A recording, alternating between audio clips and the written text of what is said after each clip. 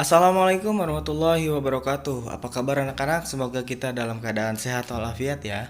Nah, hari ini kita masih bertemu lagi dalam pembelajaran PPKN ya bersama Pak Vicky. Masih semangat kan? Ya, harus semangat dong karena kita harus tetap semangat untuk belajar meskipun dalam keadaan daring seperti ini ya. Ya, baik.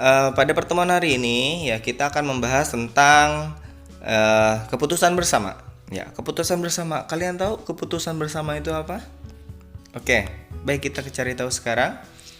Apa itu keputusan bersama? Ya, keputusan bersama yaitu keputusan yang diambil atas dasar persetujuan atau kesepakatan bersama. Jadi keputusan bersama ini diambil atas persetujuan bersama. Kalau misalnya atas persetujuan sepihak atau hanya satu orang itu tidak dapat dikatakan dengan keputusan bersama. Nah, dalam keputusan bersama ada hal-hal yang harus diperhatikan. Yang pertama, menerima hasil keputusan bersama. Artinya, semua orang atau semua pihak harus menerima apapun hasil keputusan yang telah ditetapkan dengan ikhlas dan penuh tanggung jawab. Artinya, kita juga harus bertanggung jawab atas hasil keputusan tersebut. Yang kedua, melaksanakan hasil keputusan bersama. Artinya, setelah kita menerima keputusan tersebut, kita juga harus melaksanakan keputusan tersebut ya dengan jujur. Ya, harus dilaksanakan, bukan hanya diterima saja, tetapi kita juga harus melaksanakan keputusan tersebut. Selanjutnya, dalam melaksanakan hasil keputusan bersama tidak boleh adanya rasa benci atau dendam ya. Karena misalnya pendapat kita tidak digunakan atau tidak disetujui, kita melaksanakan keputusan tersebut secara dendam atau dengan kebencian, itu tidak boleh ya. Jadi kita harus ikhlas ya, karena keputusan tersebut adalah keputusan yang diambil untuk kepentingan bersama. Oke, cara pengambilan keputusan ya itu ada 3. Yang pertama yaitu dengan cara musyawarah, yang kedua pemungutan suara atau voting, kemudian yang ketiga ada yang namanya aklamasi. Nah, apa sih dari ketiga cara ini?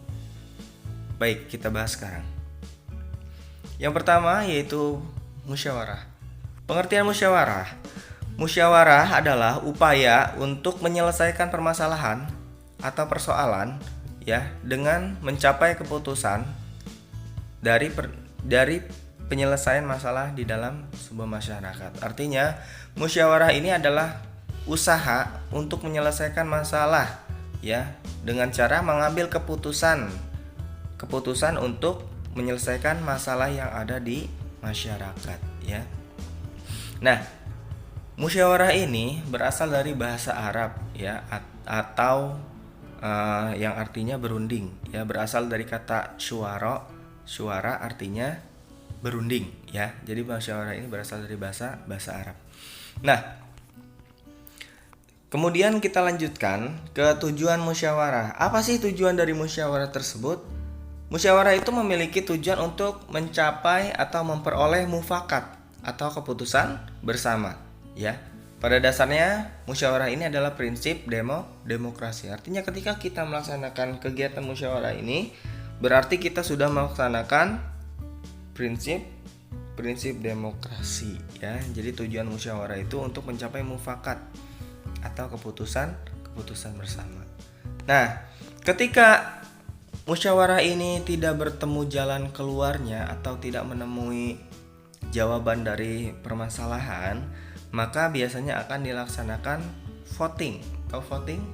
Ya, pemungutan suara ya. Jadi setuju atau tidak setuju. Nah, itu.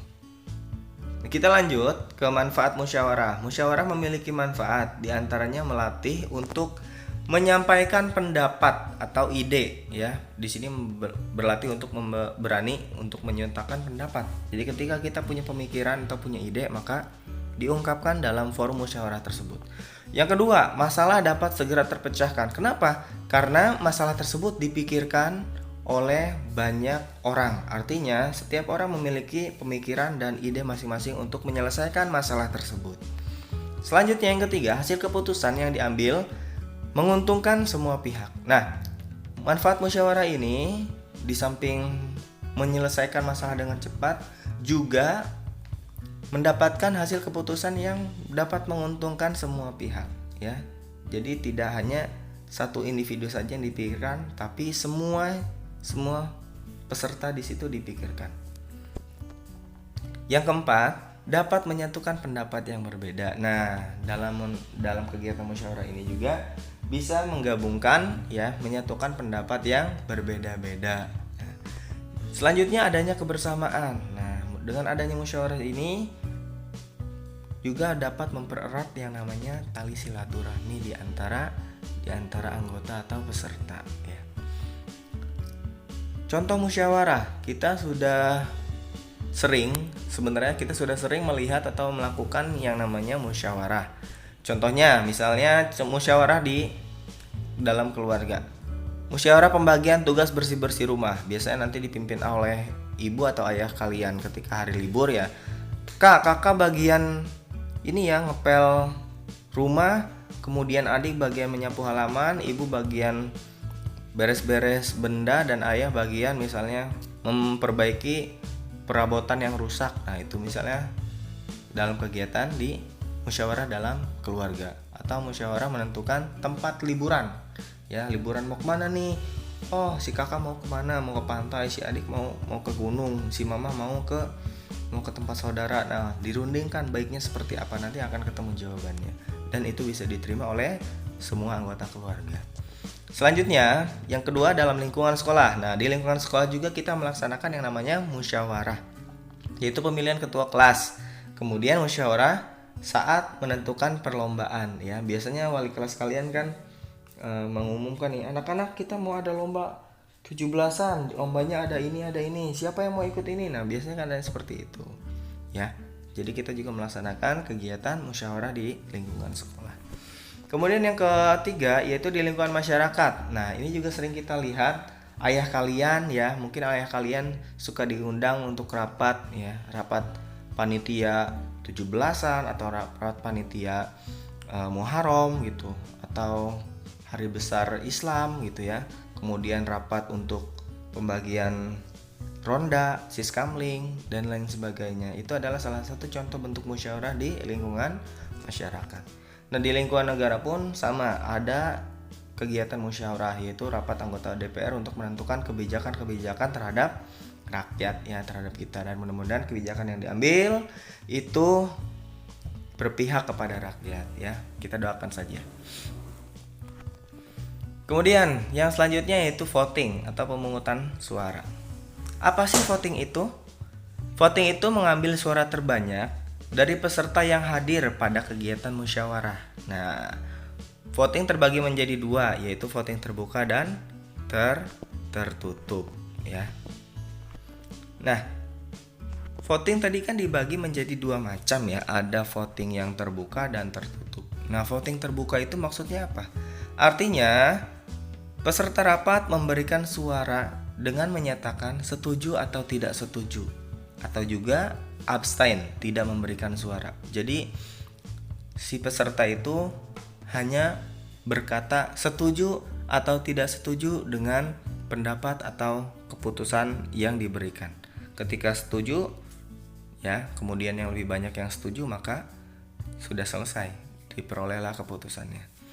Nah, abstain ini tidak memberikan suara, artinya ya dia tidak berbicara setuju atau tidak setuju, ya. Kemudian voting tertutup. Voting tertutup artinya peserta rapat menuliskan pilihannya di kertas. Nah, biasanya ini dilakukan ketika pemilihan ketua kelas ditunjuk, kemudian nggak mau, ya udah ini aja, nggak mau, akhirnya nama-namanya ditentukan kemudian di voting, ya, voting tertutup dengan menuliskan namanya. Dan ini juga voting tertutup juga dilakukan pada saat pemungutan suara pemilihan anggota dewan, ya. Pemilihan presiden juga menggunakan voting tertutup seperti ini di bilik suara, ya. Jadi suaranya aman dan terjamin rahasia. Pemungutan suara dianggap sah jika jumlah suaranya 2/3 dari seluruh peserta rapat atau disebut quorum, ya. Jadi quorum itu jumlah suara yang memenuhi 2/3 dari keseluruhan peserta rapat. Contohnya, peserta yang diundang ada 12, kemudian yang memberikan suara hanya 8 orang. Nah, 8 orang ini berarti sudah dinyatakan sah ya, meskipun tidak ada 4 orang lagi gitu. Nah, lanjut voting. Ya, voting ini dilakukan jika tadi sudah Bapak jelaskan musyawarah tidak membuahkan hasil. Jadi setelah musyawarah tapi tetap nih tidak ada kesepakatan bersama, maka ditentukanlah yang namanya voting ya.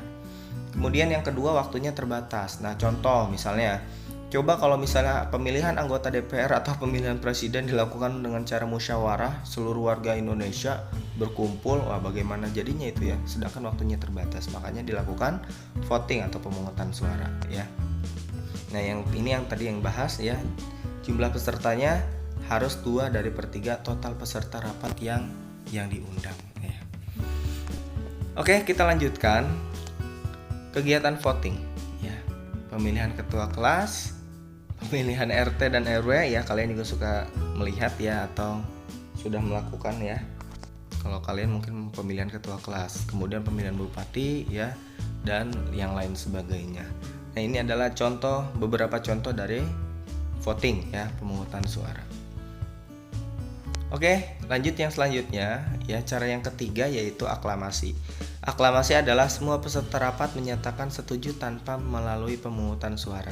Jadi aklamasi ini ketika diadakan rapat ya, kemudian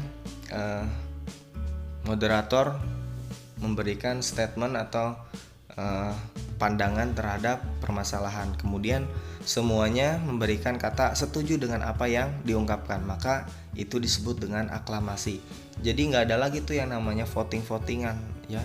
Jadi ketika satu pendapat dinyatakan dan yang lainnya menyetujuinya, maka itu disebut dengan aklamasi ya. Jadi semuanya setuju dengan pendapat tersebut. Nah, baik anak-anak, mungkin cukup sekian penjelasan materi pada hari ini tentang keputusan bersama ya. Jadi apa yang kita pelajari hari ini semoga Allah berikan keberkahan untuk kita ya. Mari kita akhiri dengan membaca istighfar, astagfirullahaladzim, dan ditutup dengan hamdalah, alhamdulillahirabbil alamin. Bapak mohon maaf apabila ada kekurangan dan kesalahan ya. Kebenaran datangnya milik Allah. Bapak mohon maaf kepada kalian, dan kalian bisa mempelajari materi kembali, dan kalian juga bisa mempelajari materi-materi dari berbagai macam sumber pembelajaran ya, bisa dari internet, bisa baca buku yang lain itu. Silakan, kalian dipersilakan untuk memperkaya wawasan kalian. Jika ada yang ditanyakan, silakan tanyakan ke Bapak. Oke, baik, Bapak cukupkan dan Bapak akhiri. Wabillahi taufiq wal hidayah. Wassalamualaikum warahmatullahi wabarakatuh. Sampai jumpa di pertemuan selanjutnya. Dadah.